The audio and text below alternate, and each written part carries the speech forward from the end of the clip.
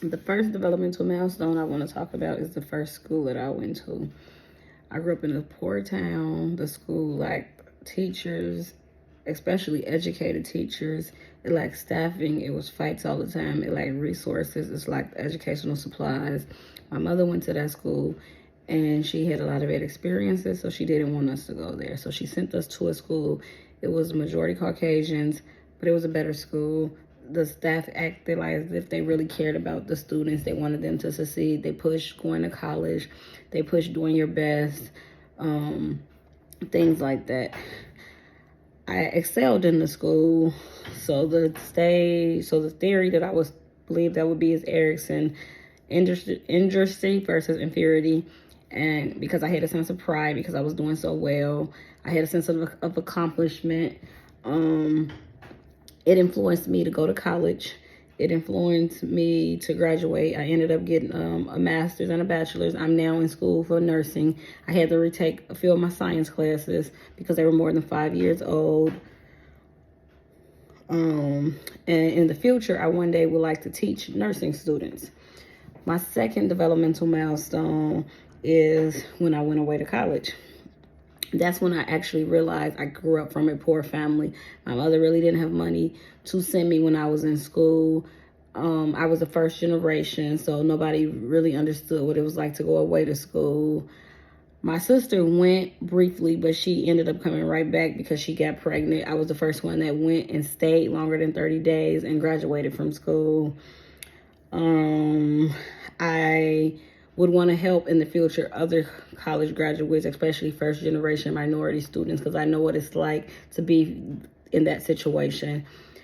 The theory that I would believe is behaviorism because I've learned so much from the environment that I was in at the time. My mother did the best that she could by us, but she fed us a lot of fast food. I learned to give my child fruits and veggies from my teachers at the school and just from watching other people, the way that they were with their kids. So I started grocery shopping differently. I started doing everything else differently. I now teach my son to eat fruits and vegetables, to eat a balanced diet, the importance of putting the proper nutrients in your body. I got that from actually being away at school.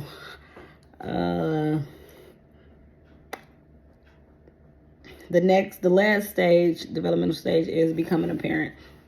I actually became a parent at 17. That would be another Erikson. So identity versus confusion. I didn't know who I was. I didn't know where I was going. I was ashamed. I was embarrassed, especially because of the district that I was in. I was the only one who was pregnant. So when my sisters went to school, they're older than me, because of the area we grew in, everybody was teenagers and pregnant in high school. My sister and several of her friends were pregnant. But because I went to a different high school, I was the only one. So I was like the bad seed. So I think it actually influenced me to go to college. It influenced me not to have any other kids because my sisters have multiple children. I only have one, my son, which I had at 17.